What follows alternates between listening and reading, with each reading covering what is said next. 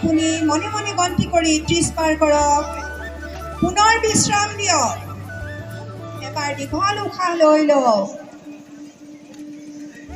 আকৌ 30 পাৰ কৰক।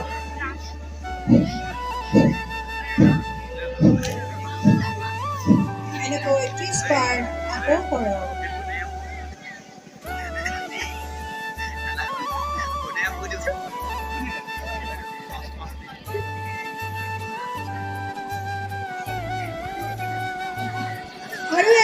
আৰু এবাৰ কৰিব লাগে 30 বাৰ এই চক্ৰ। তেতিয়া 3 বাৰত আমাৰ এই চক্ৰ সম্পূৰ্ণ হয়। আকৌ উশাহ লৈ লওক দীঘলকৈ। উশাহ এৰি দিয়ক।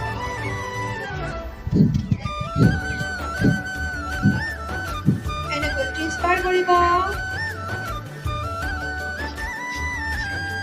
লাভ শুনক, আপোনাৰ নাকৰ নলী পৰিষ্কাৰ হ'ব। সাইনাচাইটিছ কফজনিত সমস্যা দূৰ কৰিব। আমাৰ গোটেই শৰীৰ পৰিষ্কাৰ কৰি তুলিব।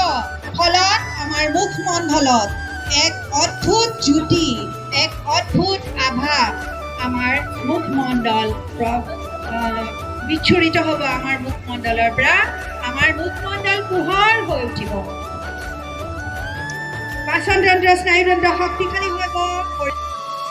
লাহে লাহে বিশ্ৰাম অৱস্থালৈ আহক। আমি এতিয়া আগবাঢ়িছো প্ৰাণায়ামলৈ। সকলোৱে জানে প্ৰাণৰ পৰিচালনা। প্ৰাণ মানে হৈছে জীৱনদায়িনী বায়ু, অক্সিজেন। সেই অক্সিজেনক আমাৰ শৰীৰত আমি পৰিচালনা কৰিম, সেয়াই প্ৰাণায়াম। আমি প্ৰাণায়াম এতিয়া কৰিবলৈ লৈছোঁ নাড়ী শোধন বা অনুলোম বিলোম প্ৰাণায়াম। প্ৰথমতে মন কৰিব, বাওঁ হাতেৰে জ্ঞান মুদ্ৰা সাজক, আঁঠুত ৰাখক, তলুৱা ওপৰমুখকৈ। সোঁ হাতেৰে নাচিকা মুদ্ৰা সাজিব। প্ৰথম দুটা আঙুলি তৰ্জনী মধ্যমা আপোনাৰ বুঢ়া আঙুলিৰ তলত লগাব। বাকী দুটা আঙুলি পোনকৈ ৰাখিব। এয়া হৈছে নাচিকা মুদ্ৰা।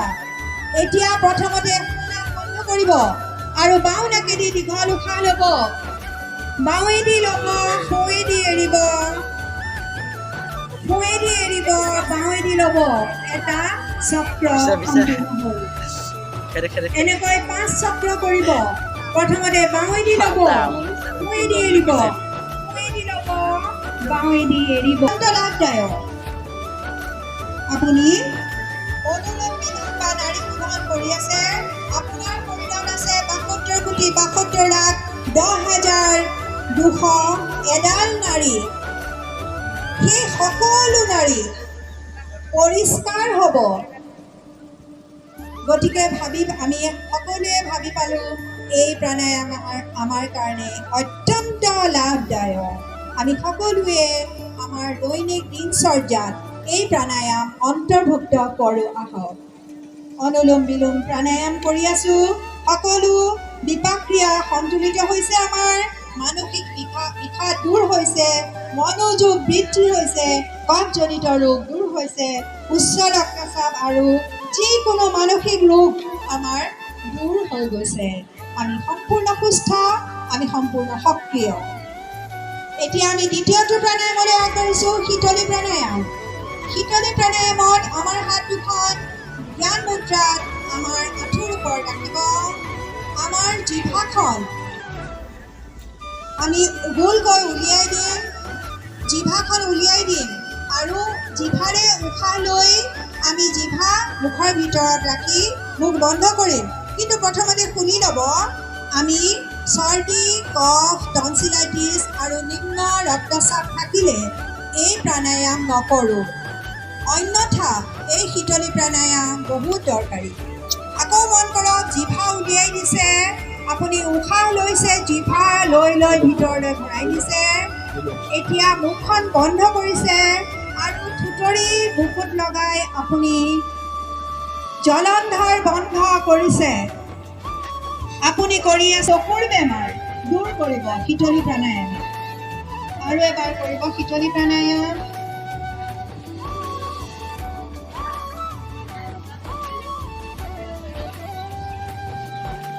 আমি দুবাৰ কৰিম এই প্ৰাণায়াম। কৰিলোঁ এতিয়া দুবাৰ কৰিছে। আমি স্বাভাৱিক স্থিতিলৈ আহিছোঁ নিয়মীয়া উশাহ নিশাহৰ সৈতে। এইবাৰ আমি ভ্ৰামৰী প্ৰাণায়াম কৰিম। কিন্তু মন কৰিব, ভ্ৰামৰী প্ৰাণায়ামৰ দুটা বিধি আছে। প্ৰথম বিধিটোৰ বাবে আমি বাওঁ হাতৰ তলুৱাখন আমি গাত ৰাখিম ভৰিৰ ওপৰত। তাৰপৰা সোঁ হাতৰ তলুৱা আমি এনেকৈ ৰাখিম, অঞ্জলি মুদ্ৰা সাজিম। এয়া প্ৰথমতে বাওঁ হাতৰ তলুৱা ওপৰমুখকৈ, তাৰপৰা সোঁ হাতৰ তলুৱা আমি কৰি আছোঁ অঞ্জলি মুদ্ৰাৰে ভ্ৰামৰী প্ৰাণায়াম। এইবাৰ মন কৰক, চকু বন্ধ কৰিব, নাকেৰে উশাহ ল'ব আৰু ভোমোৰাৰ দৰে গুণ গুণকৈ উশাহ এৰিব।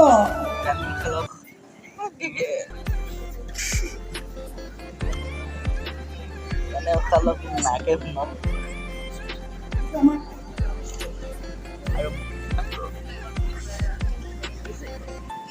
কৰিব, নাকৰ অসুখ কাণৰ অসুখত কৰিব নালাগে, বাকী সকলোৰে কাৰণে যথেষ্ট লাভদায়ক। এতিয়া দুবাৰ কৰিব তেনেকৈ। প্ৰথম বিধিত আমি দুবাৰ কৰিছোঁ। এতিয়া পিছৰবাৰ কৰিব। সকলোৱে জানে, কাণ বন্ধ কৰিব বুঢ়া আঙুলিৰে। প্ৰথম আঙুলিটো চকুৰ কাষত দিব, বাকী চাৰি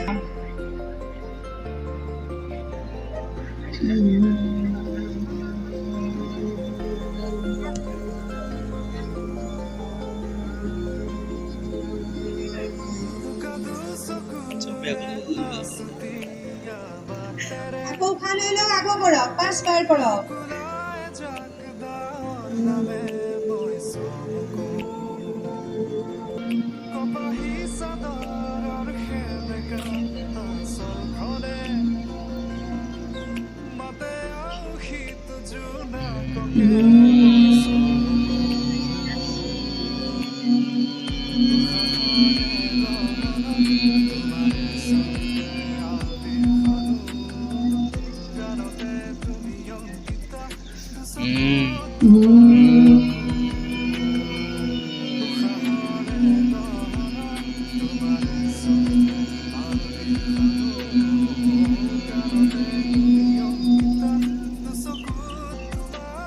লাহে লাহে স্বাভাৱিক অৱস্থালৈ আহিব, হাত নমাব, জ্ঞান মুদ্ৰা লৈ চকু খুলিব।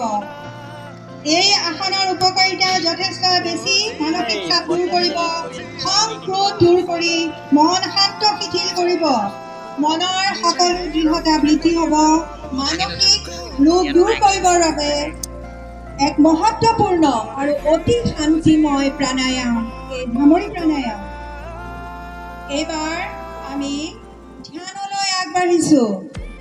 হাত দুখন জ্ঞান মুদ্ৰাত আপোনাৰ আঁঠুৰ ওপৰত, চকু বন্ধ, মন সহজ শিথিল, ৰাজহাড় পোন, মেৰুদণ্ড পোন চিধা। নিয়মীয়া উশাহ নিশাহ লৈ থাকক, মন এক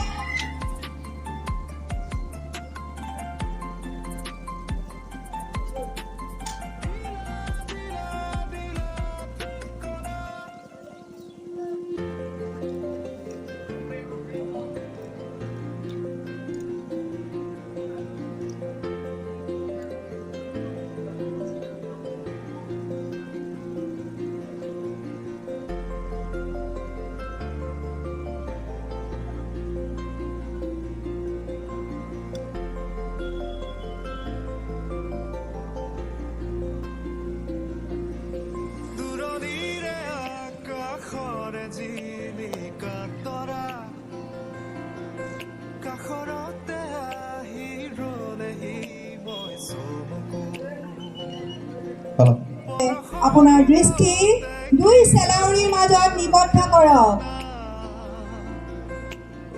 দীঘল উশাহ নিশাহ লৈ থাকক। আপোনাৰ শৰীৰলৈ জীৱনদায়িনী বায়ু অক্সিজেনৰ প্ৰৱেশ ঘটিছে। আপোনাৰ শৰীৰৰ পৰা সকলো দূষিত বিপাকীয় পদাৰ্থবিলাক কাৰ্বন ডাই অক্সাইড ৰূপত 2 নাকেদি ওলাই গৈছে। আপোনাৰ শৰীৰ ক্ৰমে ক্ৰমে সুস্থ পৰিষ্কাৰ হৈ গৈ আছে। আপোনাৰ দৃষ্টি দুই চেলাউৰিৰ মাজত নিবদ্ধ। অনুভৱ কৰক, তাত এগছি বন্তি জ্বলি আছে। বন্তিৰ শিখাৰ পোহৰেৰে আপোনাৰ শৰীৰ মন সম্পূৰ্ণ একাগ্ৰ। আৰু শান্ত শীতল হৈ পৰিছে। আপুনি সেই বন্তিগছিৰ সন্মুখত আপোনাৰ পৰম আৰাধ্য দেৱতাক প্ৰত্যক্ষ কৰিছে। প্ৰভু আপোনাৰ লগত, প্ৰভুৰ আশীৰ্বাদ আপোনাৰ শিৰৰ ওপৰত। আপুনি নিৰাপদ, আপুনি শান্ত, আপুনি সুস্থ। আপোনাৰ শৰীৰ হৈ পৰিছে শিৱালয়, দেৱালয়।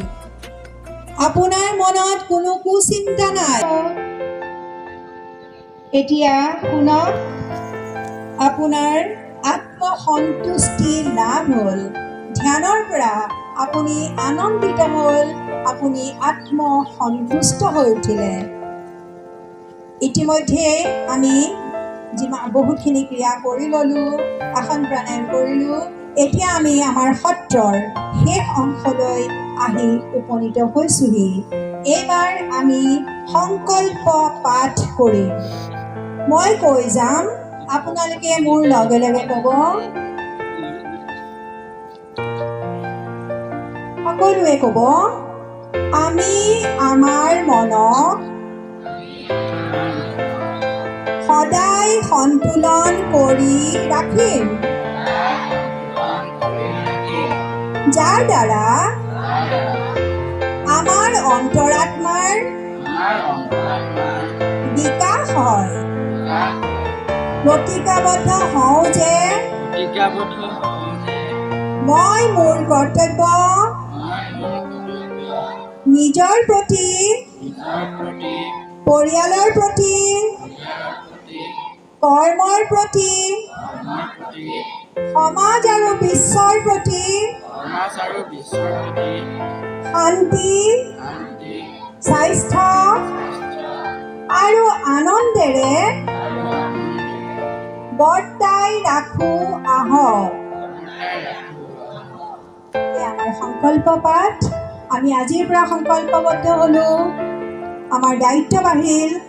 সকলোৱে অনুগ্ৰহ কৰি এই দায়িত্ব মনত ৰাখি আগবাঢ়ি যাব বুলি আমি আশা কৰিলোঁ।